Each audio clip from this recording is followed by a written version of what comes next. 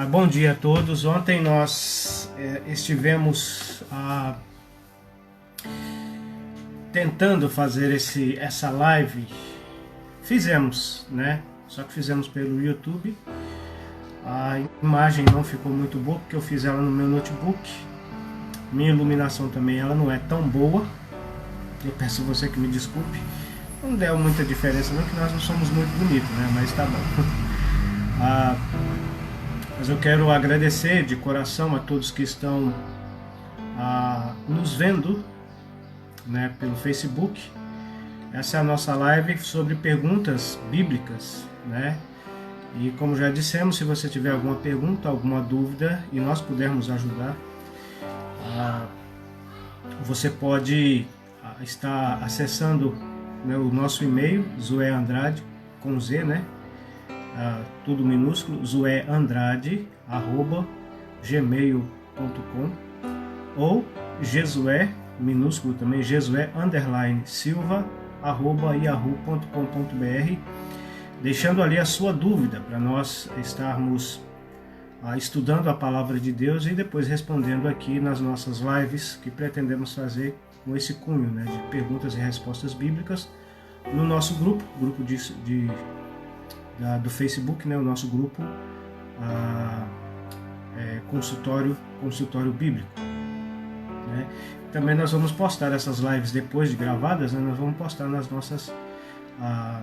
nossa página A Verdade que Liberta.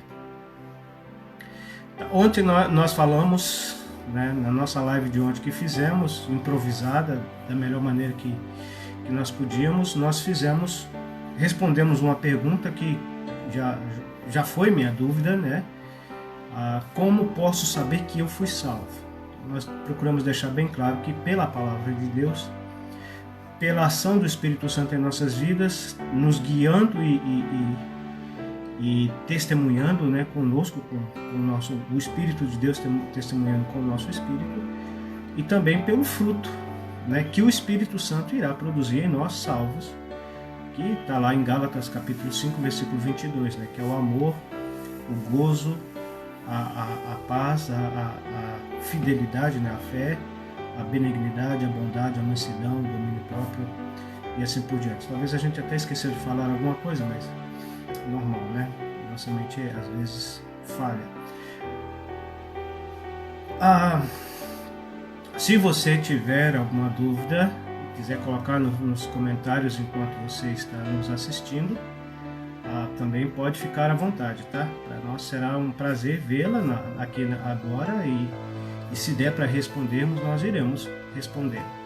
Eu queria usar o notebook para poder para poder interagir com você, mostrar para você os textos bíblicos, né, que eu tenho aqui no programa The Word, né, a palavra, no meu notebook tem a Bíblia em várias versões, tem alguns recursos muito bons para o estudo da palavra de Deus. A gente estaria interagindo com você, mas infelizmente meu notebook não está... precisa-se de um programa para fazer isso, né, para poder compartilhar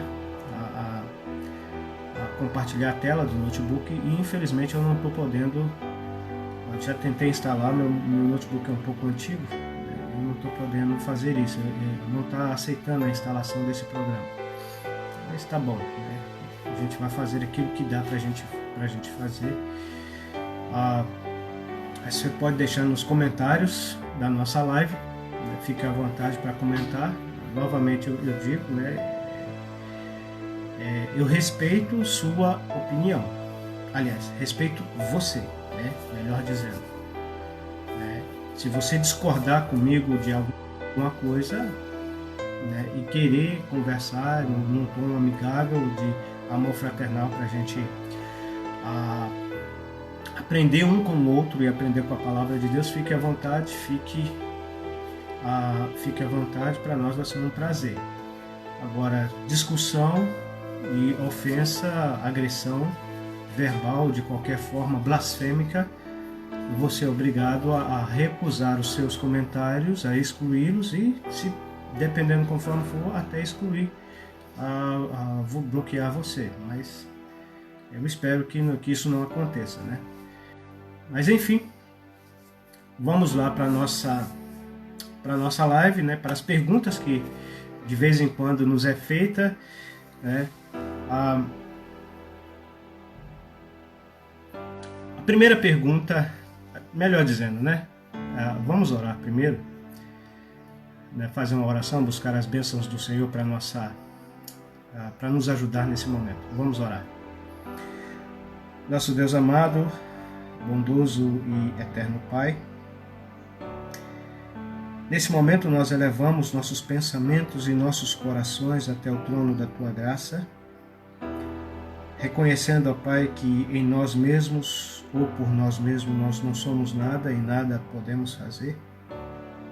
Nós queremos Te agradecer por mais esse dia que o Senhor está nos concedendo, pelo ar que respiramos, pelo alimento que o Senhor já nos deste, pela noite de sono guardado, protegido por Ti, e pelo privilégio de estarmos aqui mais uma vez compartilhando da Tua Palavra e ajudando aqueles que têm alguma dúvida, que têm algumas questões, que têm alguns anseios em suas almas em relação a dúvidas, né, em relação a Ti e a Tua Palavra. Senhor, nós rogamos a Tua ajuda nesse momento, que o Senhor nos ajude, abrindo nossa mente, nosso coração, nos dando sabedoria para sabermos responder a essas perguntas, a essas dúvidas, mas também que o Teu Santo Espírito possa estar abrindo a mente e o coração daqueles que hão de ouvir a Tua Palavra, que venham a aceitar a Tua como ela é, a Tua Palavra, na pureza e simplicidade que ela é. Aqueles que não são salvos e que estiver nos vendo possa vir a arrepender e crer no Senhor Jesus como Senhor e Salvador de suas almas. Aqueles que já são salvos, nós rogamos que o Senhor possa estar falando aos seus corações, consolando, confortando, corrigindo, exortando, animando, edificando, moldando o seu caráter pela sua palavra, pelas suas escrituras sagradas que tem a nos ensinar e muito. Assim nós oramos e agradecemos em nome do Senhor Jesus, o nosso Salvador. Amém. Então, vamos lá para a nossa meditação, né, para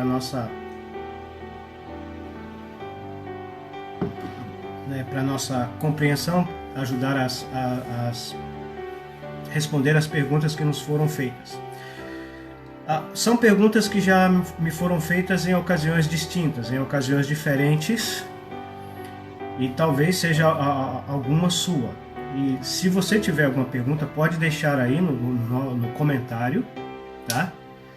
A gente vai ler aqui e se der tempo a gente vai responder a sua pergunta também. Essas aqui já estava preparada, inclusive eu até iria escrever alguma coisa a respeito disso, mas a gente já está respondendo. A gente deve escrever e também publicar nos blogs que nós temos. Mas a primeira pergunta é: qual a diferença do seu Deus para os deuses das outras religiões, né? Essa é uma pergunta que me foi feita há alguns anos atrás. Eu estava pregando na cidade de Passos com os irmãos ali, né? Inclusive tenho muitas saudades daqueles irmãos, né? Do irmão Paulo, né? Da irmã Leida, né? do irmão Josué, né? Quase meu xará, né? Meu nome é Josué, ele é Josué. E outros ali que me receberam muito bem, né? Ali foram momentos preciosos que eu passei com esses irmãos. Mas a gente estava dando uma série de estudos bíblicos e no final no final da reunião, né? Me parece que foi numa sexta, sábado e domingo, e parece que foi num sábado. Depois que terminou a reunião, um jovem que estava fazendo faculdade, e parece que ele estava fazendo filosofia, não sei, alguma coisa desse gênero. Aí o seu professor de filosofia tinha feito essa pergunta para ele e depois ele veio me fazer essa pergunta, né? Qual a diferença do seu Deus para os deuses das outras religiões? Né? Por exemplo, para o Deus dos muçulmanos, os deuses dos budistas, né? Os deuses dos hinduístas os deuses dos cultos africanos, dos índios e assim por diante. Qual que é a diferença? Por que o seu Deus é mais importante do que o Deus deles? Provavelmente esse professor de filosofia, ele era ateu, né? Bom, para mim existe uma diferença muito grande. E essa diferença está no texto que nós lemos em João 3, versículo 16. Eu vou ler pelo menos 3 textos para destacar essa diferença. Evangelho de João, capítulo 3, versículo 16.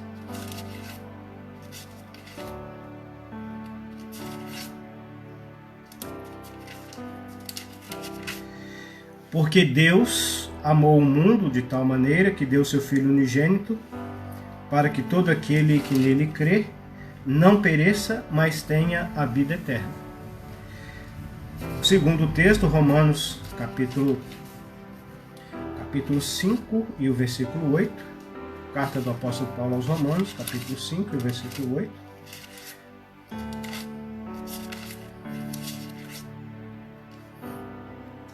Mas Deus prova o seu amor para conosco, em que Cristo morreu por nós, sendo nós ainda pecadores.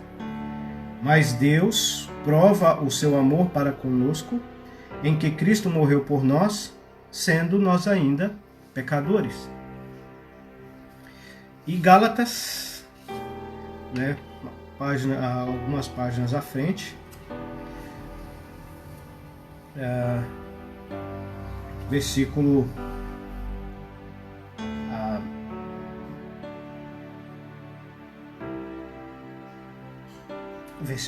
20, Gálatas capítulo 2 e o versículo 20, né?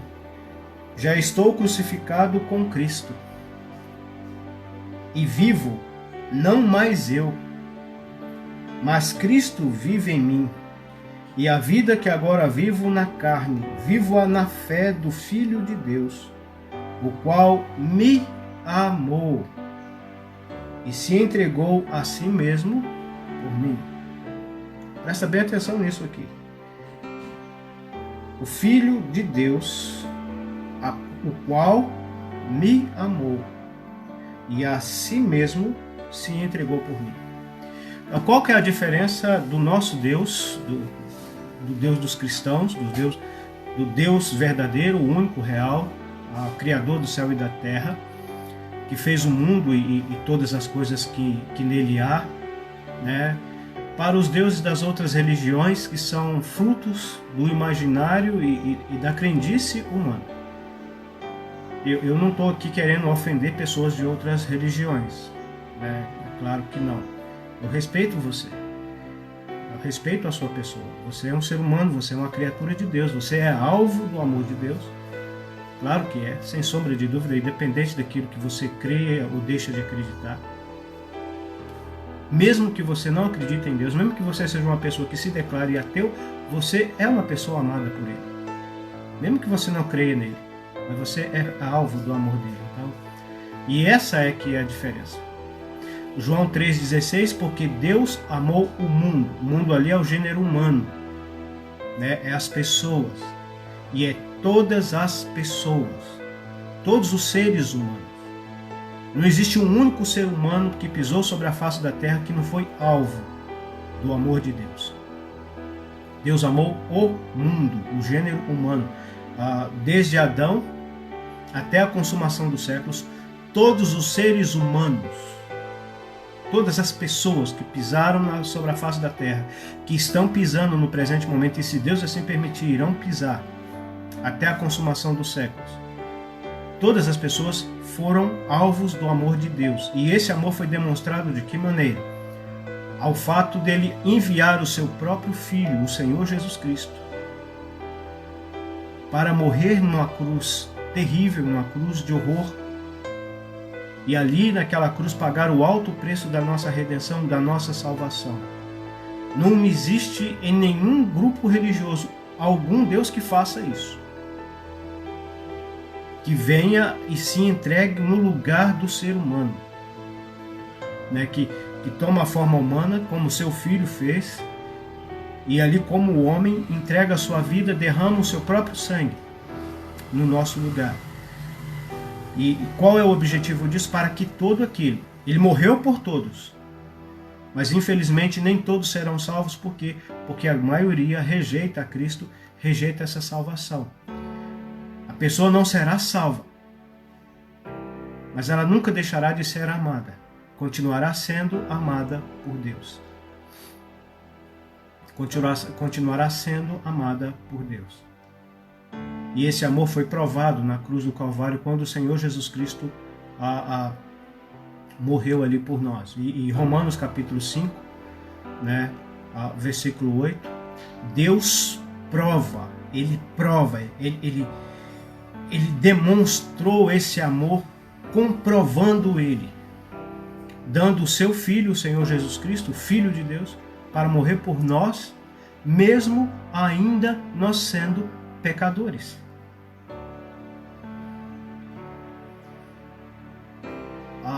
As religiões, em sua maioria, né, as religiões, elas ensinam aquilo que você deve fazer para talvez, se for possível, algum Deus te ajudar de alguma forma. Te poupar, te ajudar de alguma forma, baseado naquilo, no esforço, na luta, na batalha, no sacrifício que você faz. A Bíblia deixa claramente que Deus prova o seu amor para conosco. Ele nos ama e Ele prova o seu amor para conosco pelo fato do seu Filho, o Senhor Jesus, ter morrido por nós, sendo nós ainda pecadores. Agora Gálatas capítulo 2, versículo 20, principalmente o versículo, é comovente. E se isso não faz diferença, eu não sei o que vai fazer diferença. Se você que é um cristão e alguém te fazer essa pergunta, é isso aqui que você tem que responder. O apóstolo diz, né? Estou crucificado com Cristo e vivo não mais eu, mas Cristo vive em mim. E a vida que agora vivo na carne, né, nesse corpo presente que a gente se encontra, né, corpo de carne e osso, a vida que agora vivo na carne, vivo-a na fé. A força motriz, aquilo que motivava o apóstolo a viver. E não é só ele, né, mas a todos aqueles que verdadeiramente nasceram de novo, todos aqueles que verdadeiramente creram no Senhor Jesus como Senhor e Salvador de suas almas, vivo-a na fé do Filho de Deus. O Filho de Deus, o Senhor Jesus. Agora olha o que ele diz, o qual me amou. O Senhor Jesus Cristo, no Evangelho de João, capítulo 3, versículo 16, declara claramente que todos os seres humanos são alvos do amor de Deus.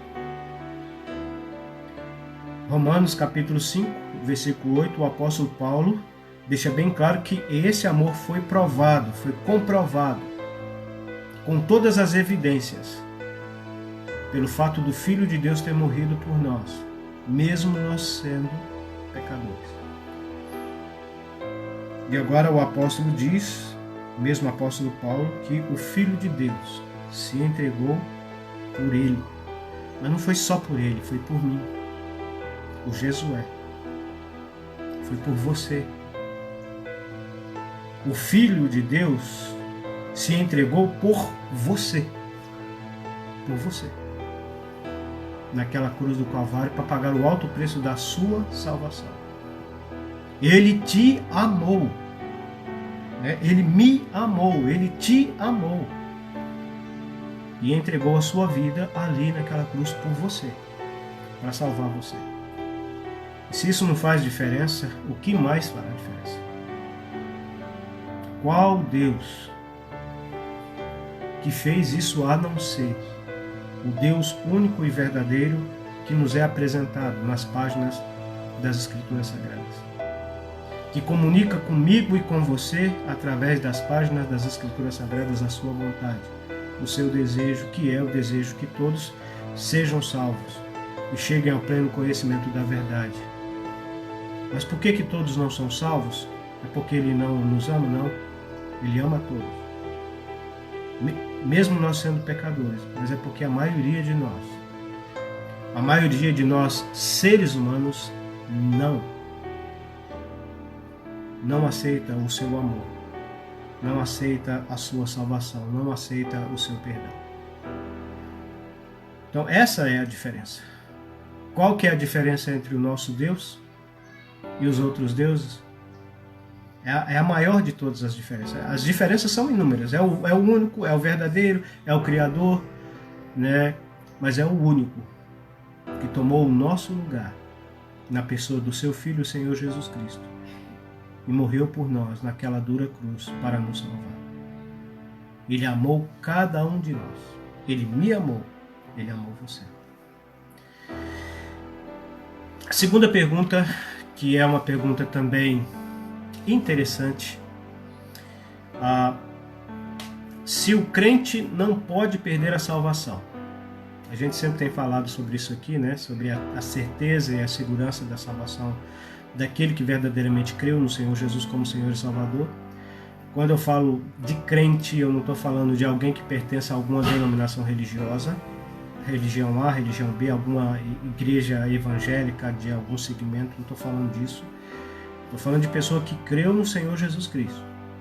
Estou falando de uma pessoa que arrependeu de seu pecado, que depositou a sua fé, a sua confiança no Senhor Jesus Cristo, recebendo Ele como Senhor e Salvador de sua alma.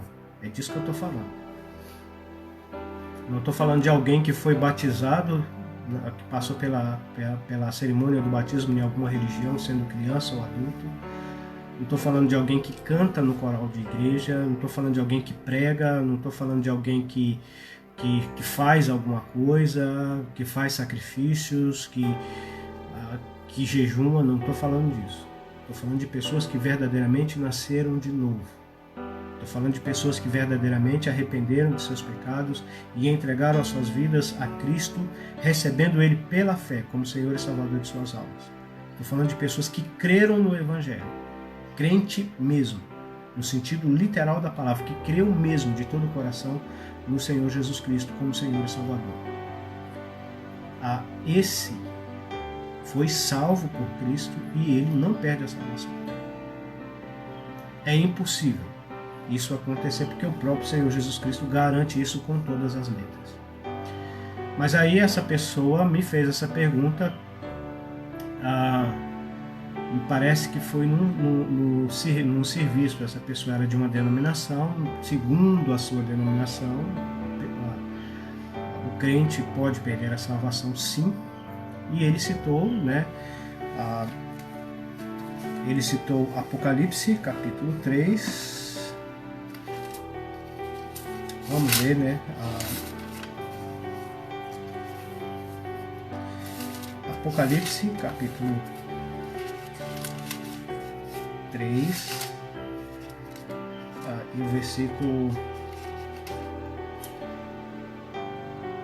e o versículo 16. Assim, porque és morno e não és frio nem quente, vomitar-te-ei da minha boca. Ele citou esse texto aqui. Mas lá em Apocalipse, né, a gente estava conversando e esclarecendo a ele sobre essa questão da segurança da salvação do cristão, do verdadeiro cristão, do verdadeiro crente. Aí ele virou e falou para mim, né? Mas como é que você fala que não perde a salvação se Cristo falou que aqueles que são mornos, ele vai vomitá-los da sua boca, né? E aí ele fez a aplicação, né? Que os mornos aqui são aquelas pessoas, e essa é uma aplicação geral que é feita na maioria das religiões, né? Que a maioria são aquelas pessoas que não são fiéis, que não obedecem, que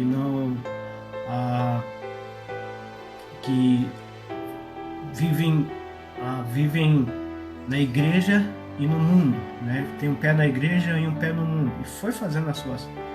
Aí Cristo está dizendo que vai vomitar essas pessoas, né? Que essas pessoas vão ficar para trás. E ele aplicou isso dessa forma, né? Vão ficar para trás no arrebatamento da igreja. Segundo ele, esse vomitar aqui é o caso de pessoas que ficaram para trás quando o Senhor Jesus Cristo vier buscar a sua igreja. Bom,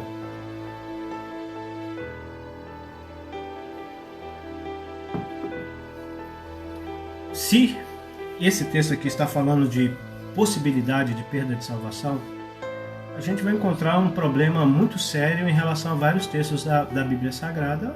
Um deles, a gente já falou aqui em outros vídeos, é João, capítulo 10, versículo 27 e 28.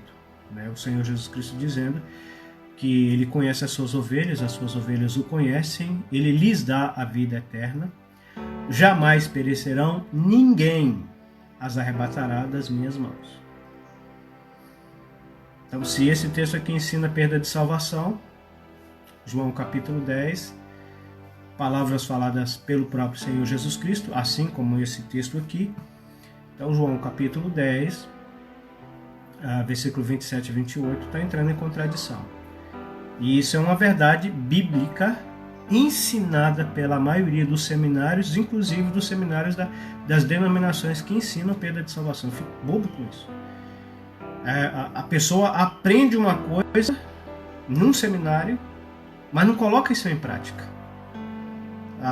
Joga na cara da gente quando a gente vai estar conversando e a gente às vezes apresenta uma verdade que a pessoa não concorda com ela e aí descobre que a gente não tem o grau de instrução que ela tem e ela joga na cara da gente isso. Eu fiz seminário de teologia.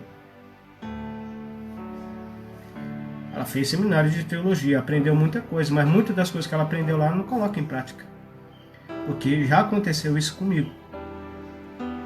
E é uma regra que é ensinada na hermenêutica, né? Que é uma matéria dos seminários, que ensina que a Bíblia não entra em contradição. A palavra de Deus não pode entrar em contradição. Toda e qualquer contradição que aparenta ter é incapacidade humana de compreender. Então é o ser humano que não é capaz de compreender. Ela não se contradiz, porque Deus não se contradiz. Ele não pode mentir. A própria palavra de Deus diz isso. Deus não pode mentir. Então o Senhor Jesus Cristo vai assegurar a nossa salvação num texto. E depois no outro texto ele vai dizer que nós não podemos ficar seguros da nossa salvação, que nós não podemos ter certeza dela. Então, ele sendo Deus, ele entraria em contradição. Como a gente deve entender esse texto? Como a gente deve entender esse texto? Alguns falam que os mornos aqui não são pessoas verdadeiramente salvas. São pessoas que professam o cristianismo, mas professam da boca para fora, mas nunca nasceram de novo. Então eles vão fazer a aplicação aqui da água fria, sendo os incrédulos, aqueles que rejeitam o evangelho abertamente e claramente, né? Esses são os frios, aqueles que recusam o evangelho, literalmente, né? Os mundanos, né? Como é chamados pela religiosidade, pela cristandade professa. Os quentes são os verdadeiros cristãos e que são fervorosos, e que são realmente salvos por Cristo, e os mornos, aqueles que são meramente professaram crer no Senhor Jesus, mas nunca nasceram de novo. Aderiram à cristandade por interesses, mas nunca nasceram de novo. Então, esse é aplicado à cristandade professa. Realmente pode ser aplicado dessa forma, mas tem algumas ressalvas que a gente tem que destacar aqui nesse texto. Primeiro, quando as igrejas são mencionadas, né, João vai falar sobre as igrejas, né, no versículo 2, do versículo 12 do capítulo 1, Apocalipse capítulo 12, capítulo 1 e o versículo 12, perdão, tá? Apocalipse capítulo 1 e o versículo 12. E virei para ver quem falava comigo, E virando-me, vi 7 castiçais, presta atenção nisso aqui, 7 castiçais de ouro. E no meio dos 7 castiçais, um semelhante ao Filho do Homem, no caso é o Senhor Jesus Cristo, né? Ele vai descrever aqui. E no versículo 20 ele vai dizer: o mistério das 7 estrelas que viste na minha destra e dos 7 castiçais de ouro. As 7 estrelas são os anjos das 7 igrejas, e os 7 castiçais que viste são as 7 igrejas. Então, João está vendo o Senhor Jesus Cristo glorificado, e ele está no meio de 7 castiçais de ouro. E depois o próprio Senhor Jesus Cristo vai explicar para o apóstolo João o significado daquelas figuras, né? As estrelas são os 7 anjos e os castiçais de ouro são as 7 igrejas, tá? São as 7 igrejas.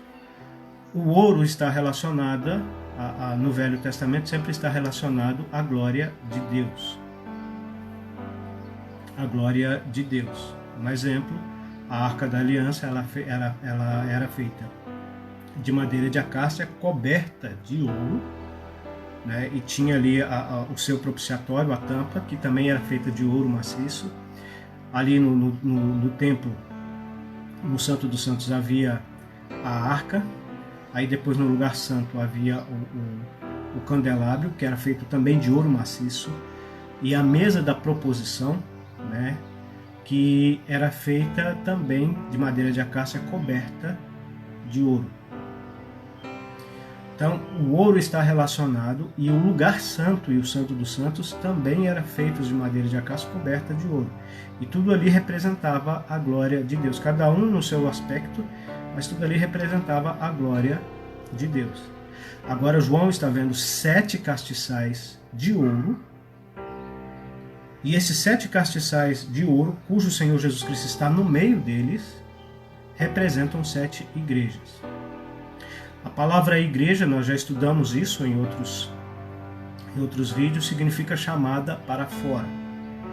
Então Deus ele só reconhece como igreja dele, tanto no aspecto universal quanto no aspecto local. Deus não reconhece aqueles que professam, que falam da boca para fora que são crentes. Deus ele reconhece aqueles que verdadeiramente foram remidos, lavados pelo sangue do seu Filho, do Senhor Jesus Cristo na cruz do Calvário. Esses foram chamados para fora. Eles foram tirados do mundo pelo Evangelho. Ao arrependerem de seus pecados, ao crerem no Senhor Jesus Cristo, deixaram de pertencer ao mundo. Agora eles pertencem a Deus. Foram remidos, lavados, resgatados pelo sangue do Cordeiro. E esses castiçais de ouro fala do testemunho, né? Uma igreja local deve brilhar, deve testemunhar para a glória de Deus. Fala da glória de Deus, mas fala também de algo precioso aos olhos de Deus.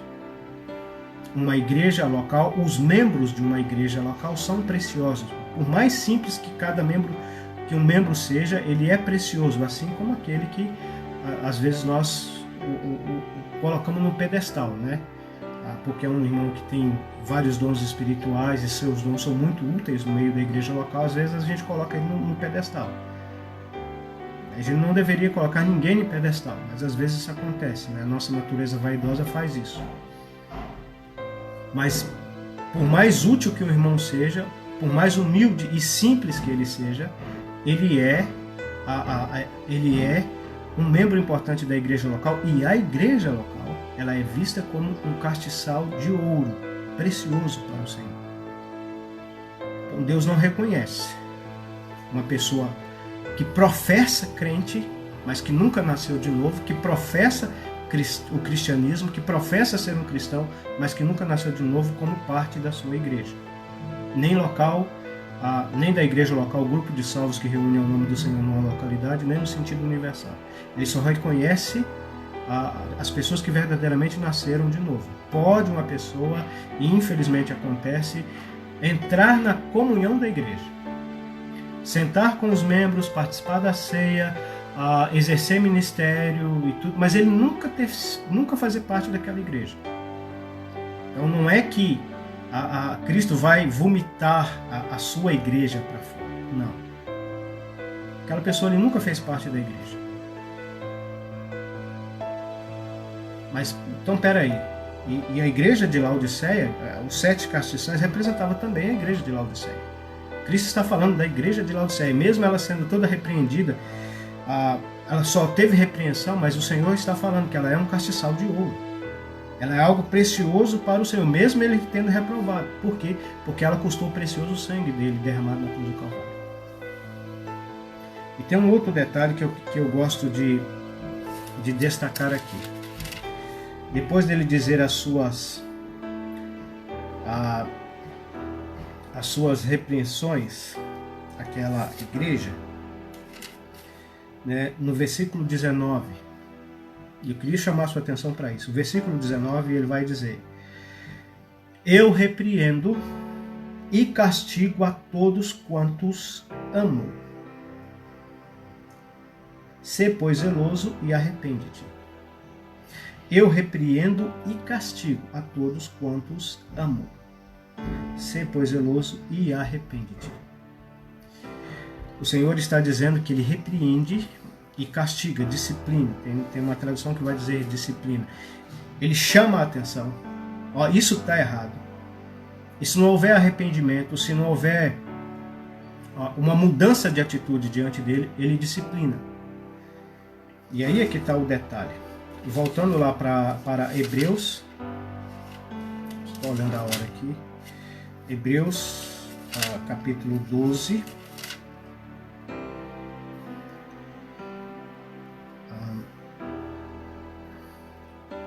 versículo 5, e já vos esqueceste da exortação que argumenta convosco como filhos, filho meu, não despreze a correção do Senhor, não desmaie quando por eles fores repreendido, porque o Senhor corrige a quem ama. O que ele falou com a igreja lá? Eu repreendo e castigo a todos quantos amo.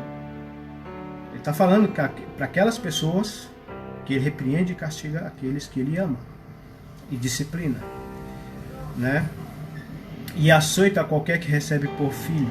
Se suportais a correção, Deus vos trata como filhos, porque que filho há que o pai não corrija?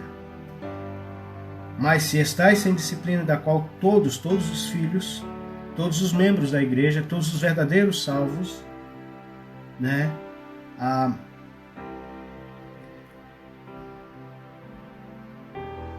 Deus os trata como filhos. Porque que filho que há que o pai não corrija? Da qual todos são feitos participantes. Se suportais a correção, Deus vos trata como filho, porque que filho há que o pai não corrige? Mas se estáis sem disciplina, das quais todos são feitos participantes, todos os filhos de Deus são feitos participantes, quem que professa ser cristão, se alguém que diz que é um crente vive a sua vida de qualquer maneira, né, e ele não passa por disciplina, você não vê nada de errado acontecendo com ele, nada de mal acontecendo com ele, tem alguma coisa errada. E ele vai dizer: sois então bastardos e não filhos. E não filhos. Ou seja, Deus ama os seus filhos. E uma igreja, a igreja de Deus, ela é composta por filhos de Deus, aqueles que nasceram de novo pela fé na pessoa e obra do Senhor Jesus Cristo. Uma igreja local, do ponto de vista divino, celestial, ela é composta somente por filhos de Deus. Uma pessoa ela pode estar na comunhão da igreja, ela pode ter sido batizada, ela pode até pregar o evangelho, mas se ela não nasceu de novo, ela não faz parte da igreja. Ela está ali no meio, mas ela não faz parte dali. E ali o texto está dizendo que ele trata da igreja. E o Senhor Jesus Cristo aqui, quando ele vai falar isso para a igreja de Laodiceia, ele chama a nossa atenção nisso aqui: eu repreendo e castigo a todos quanto amo. Sê, pois, zeloso e arrepende-te. Em outras palavras, olha, preste atenção no que eu estou falando com você e arrepende-te. Arrepende-te.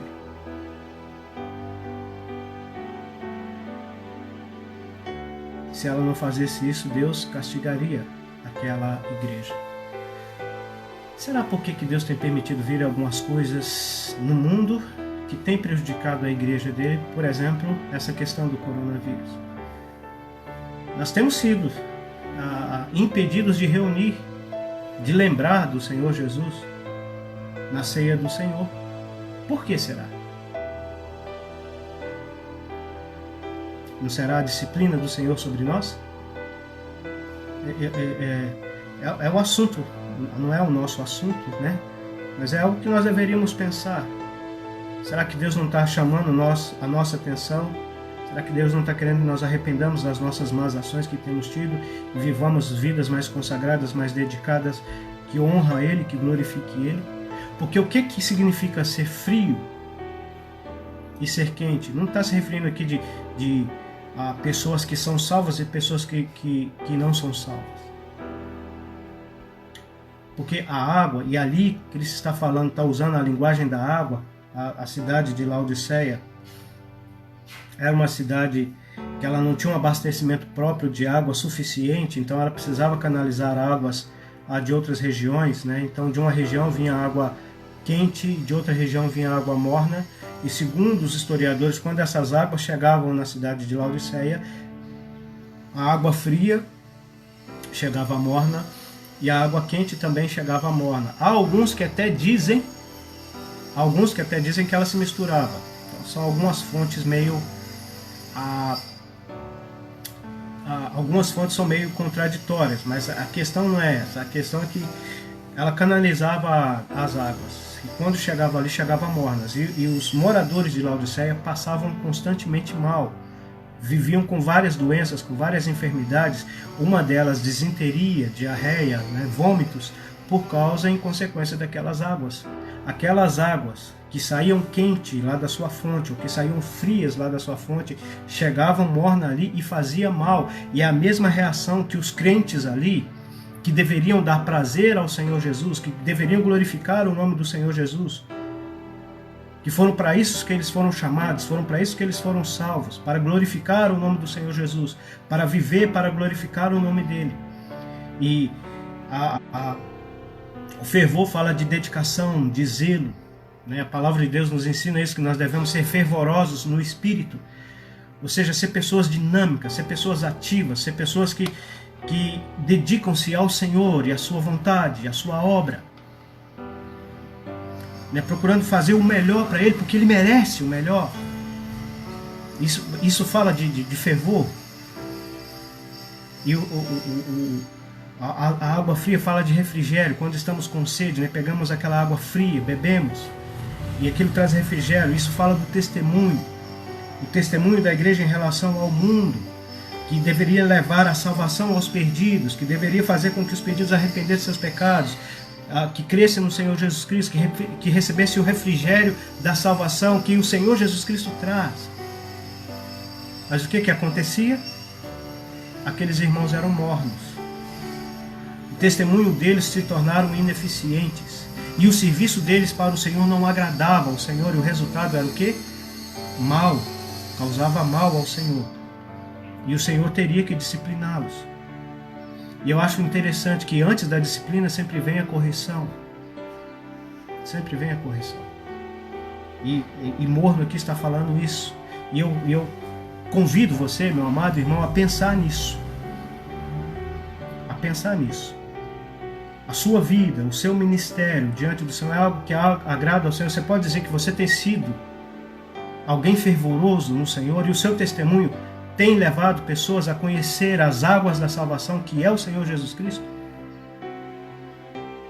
Se não, temos que confessar que temos sido como a igreja de Laodiceia.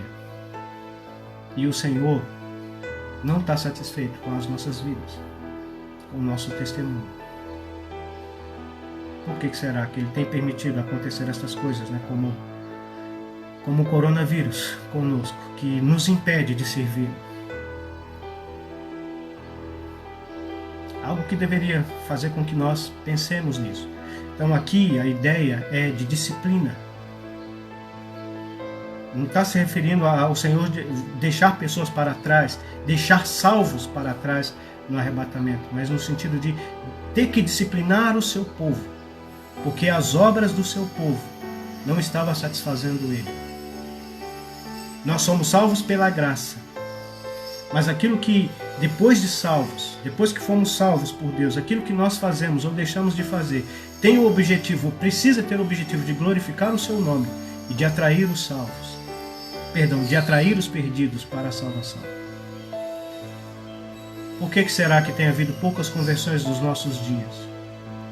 E por que será que tem havido um distanciamento das igrejas de Deus, dos salvos que reúnem o nome do Senhor? Por que tem havido um distanciamento do Senhor? O Senhor, ele estava do lado de fora dessa igreja desejando entrar. Então, quando a Bíblia fala, quando o Senhor Jesus Cristo diz aqui sobre vomitar, né, e tem uma tradução atualizada, vai dizer: estou a ponto de vomitar. Vocês estão me fazendo mal e eu vou ter que tomar uma atitude com vocês, se vocês não mudarem. A ideia ali é de disciplina, por isso que ele vai dizer no versículo 19: eu repreendo e castigo todos quanto amo. Isso aqui não está falando de perda de salvação. Infelizmente tem muita gente que aplica isso, que aplica dessa forma, principalmente gosta de citar esse texto, mas leia o texto, estuda, procura informações sobre as coisas que aconteciam ali em Laodiceia. Se você vai entender corretamente, Cristo está falando aqui é de disciplina. Haveria necessidade dele disciplinar a sua igreja por causa do seu mau testemunho e por causa da sua vida relaxada diante dele. E esse é o estado de humor. Não serve para saciar a sede, não serve para fazer aquilo que a água quente geralmente faz, né? A água fervendo, um café, um chá, tomar um banho, né? Tudo isso fala de alimentar a alma, fazer alimentos, né? Alimentar a alma. Mas é algo que não agrada ao Senhor. É interessante que quando você vai fazer um café, né? E você coloca água quente ali no café, o cheiro do café, produzido pelos vapores, né, que saem da água quente, enche toda a casa.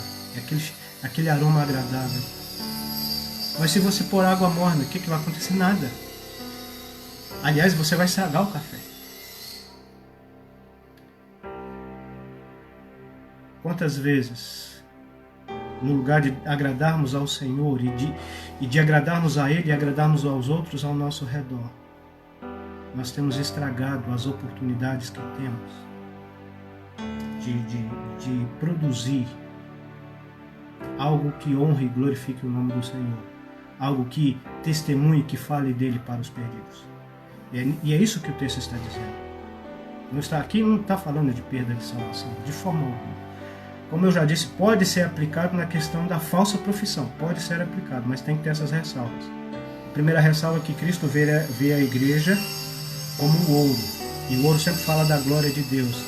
E uma igreja local é uma obra de Deus numa localidade, não é obra de homens, é uma obra de Deus numa localidade. Né? E no caso, Cristo fala claramente aqui que ele repreende e castiga todo quanto ele ama. E lá em Hebreus é muito claro em dizer isso, que Deus repreende e castiga os seus filhos, porque ele ama os seus filhos. E uma pessoa que é filho de Deus, ele não vai deixar de ser filho. Ele sempre continuará sendo seu filho, continuará sendo seu filho.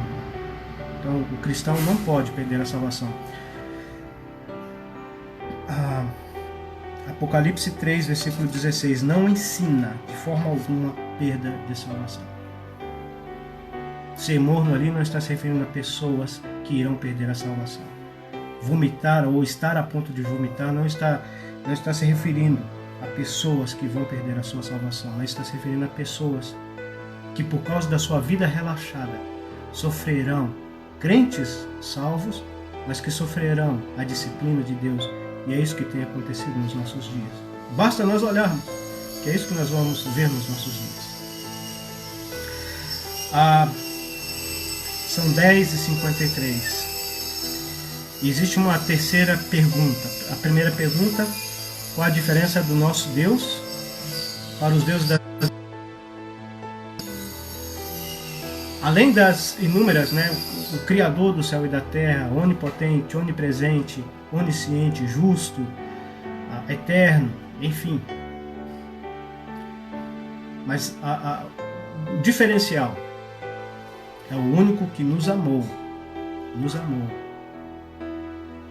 e deu seu único filho para morrer no nosso lugar. Morreu por cada um de nós, ele morreu por mim, ele me amou e morreu por mim e morreu por você.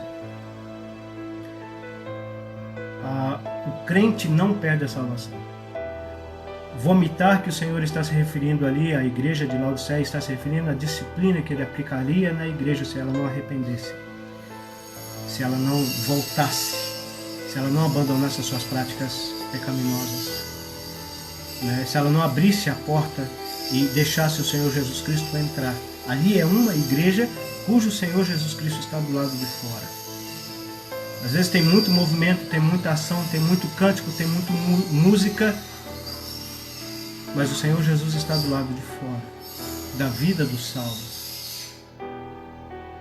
Ele salvou eles, mas no dia a dia, no relacionamento, no comprometimento, né, na vida consagrada a Cristo, não há essa vida, esse comprometimento com Cristo, essa consagração a Cristo. Às vezes o comprometimento é com a religião, é com as reuniões, né? Só com as reuniões ali, não é no dia a dia.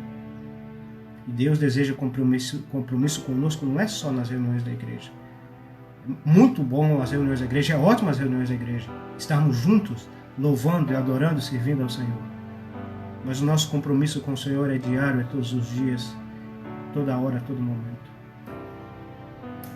Né? E a ideia ali é essa. Cristo estava do lado de fora, ou seja, havia as reuniões, havia os trabalhos, havia a música, mas o Senhor Jesus não era mais o centro daquela igreja. E infelizmente isso pode acontecer com a igreja local.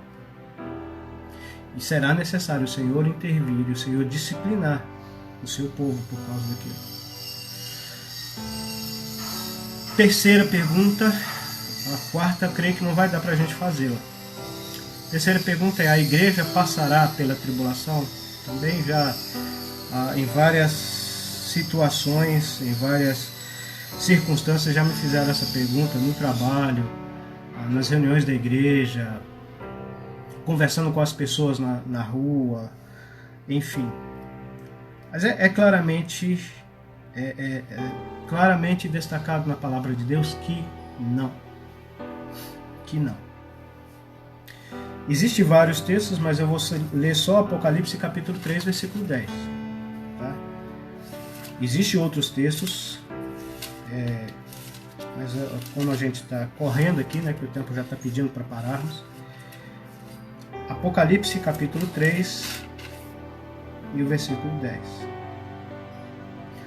Como guardastes a palavra da minha paciência, também eu te guardarei da hora da provação, que há de vir sobre todo o mundo para tentar os que habitam na terra. Existem alguns que pegam esse texto e dizem que a igreja passará pela tribulação e que esse guardar aqui é que o Senhor Jesus Cristo protegerá ela na tribulação, como ele fez com o povo de Israel. As pragas que vieram sobre o povo de Israel, aí estão colocando a igreja como substituta de Israel. O que essa interpretação leva a esse outro erro, esse é outro assunto. Mas quando o povo de Israel estava no Egito, por exemplo, algumas pragas que vieram sobre o Egito não veio sobre o povo de Israel. O povo de Israel foi guardado ali. E parece ter um sentido, mas não é isso que o texto está dizendo. O texto é bem claro, né? O Senhor Jesus está dizendo: também eu te guardarei da hora. Na nossa tradução portuguesa, né, vai dizer isso: te guardarei da hora. Só esse fato, da hora, e não na hora, né? Se aqui o Senhor Jesus Cristo estivesse falando que te guardarei na hora, aí eu teria que concordar com você. Aí eu teria que concordar, claramente seria um defensor disso. Você pode ter certeza. Porque a expressão na hora, né, então significa de algo dentro, algo que está dentro. Então a igreja entraria na tribulação e Cristo guardaria ela das catástrofes, das pragas, dos problemas, né, que virá sobre a terra durante a tribulação. Mas não é isso que o texto diz. O texto está dizendo da hora, né? Te guardarei da hora. E a ideia aqui é que a ideia aqui é que a igreja estará fora dessa hora. A palavra hora aqui é o momento, né? É o período período de 7 anos que virá de juízos sobre a terra, principalmente sobre a nação de Israel por ter rejeitado o seu Messias e sobre as nações por terem rejeitado o Evangelho da Graça. Então a igreja, né, que creu no Evangelho da Graça, que é composta de judeus e gentios que se converteram ao Senhor Jesus Cristo, né, e a igreja que é o grupo dos salvos, aqueles que foram remidos e lavados pelo sangue do Senhor Jesus, não é o denominacionalismo religioso. Aliás, Deus não conhece nenhuma denominação, mesmo que essa denominação se auto-intitula Igreja de Deus, tá? Deus não reconhece nenhuma denominação como sua igreja. Deus reconhece como sua igreja aqueles que nasceram de novo, aqueles que foram salvos, aqueles que foram remidos, aqueles que foram resgatados pelo sangue do Cordeiro, do Senhor Jesus Cristo. Então ele deixa isso bem claro: te guardarei da hora, ou seja, fora da hora. E no grego, eu não sei grego, tá? A gente faz algumas pesquisas, né? A gente tem algumas ferramentas como dicionário grego, chave linguística grega, e a gente pesquisa sobre isso. Então é de acordo com essas pesquisas que a gente chegou a esse conhecimento. No grego, a palavra aqui é a preposição ex, né? Preposição ek, que quer dizer fora, né? Te guardarei fora da tribulação. Mas um outro detalhe que chama a nossa atenção aqui, que qual é o objetivo da tribulação? Para provar os que habitam na terra. O objetivo da tribulação é provar aqueles que habitam na terra. A igreja habita na terra? Não. Aqui é nós estamos peregrinando aqui não é nossa morada. A igreja, ela é celestial. Nós somos cidadãos dos céus. O apóstolo Paulo é claro em dizer isso lá em Filipenses, né? A nossa pátria, a nossa morada está nos céus, de onde aguardamos o nosso Salvador, o Senhor Jesus Cristo, que transformará o nosso corpo de humilhação conforme o seu corpo glorioso. Então a nossa pátria, a nossa morada é os céus, não é a terra. E a tribulação virá para testar, para provar aqueles que habitam sobre a terra. Deu para entender? Preciso esclarecer mais do que isso. O texto é claro, muito claro sobre isso. Existem outros textos, mas respondemos essas 3 perguntas, né? A diferença entre o nosso Deus e o Deus das demais religiões é o único. Além dos seus atributos, né, insondáveis, maravilhosos, além de tudo isso, é o único. Você não encontra em nenhuma outra religião um Deus que ame as suas criaturas, que tome a forma humana e como o homem morra no lugar das suas criaturas. O único é aquele que nos é apresentado na palavra de Deus, na Bíblia Sagrada. E não é um amor somente geral, né? Não é um amor somente pelo fato de nós sermos pecadores, ou seja, não somos dignos, mas é um amor individual. Ele amou cada um de nós. O apóstolo fala isso: ele me amou. Ele amou a mim, ele amou a você. É você que ele amou. E ele deseja salvar você. Ele tem interesse na sua salvação. Se isso não faz diferença, nada mais vai fazer diferença. Quando o Senhor Jesus Cristo fala em vomitar da sua boca, ele não está se referindo a deixar para trás alguém, né, daqueles que arrependeram verdadeiramente e creram nele. Ele está se referindo ao ato de disciplinar, porque o testemunho daquela igreja estava lhe fazendo mal. No lugar de estar atraindo, de estar glorificando o seu nome e atraindo os pecadores a ele para serem salvos, estavam lhe fazendo mal. Aquela indiferença que eles viviam, né? Vivendo só vidas corriqueiras, religiosas, né? Mas sem uma consagração, uma dedicação ao Senhor e sem um testemunho eficaz. E seria necessário ele disciplinar aquela igreja, tratar com aquela igreja porque ele amava, tratar com aqueles salvos porque ele os amava. E ele fala isso, né, no versículo 19. Eu repreendo e castigo a todos quantos amam. A todos quanto amam. E a igreja não passará pela tribulação, porque o Senhor Jesus Cristo é claro em dizer isso, né? Te guardarei da hora da tribulação. E a tribulação virá para tentar, para provar os moradores da terra. Nós não somos moradores da terra, nós somos moradores do céu. A nossa pátria está nos céus. O cristão, o verdadeiro cristão, é um peregrino aqui nesse mundo.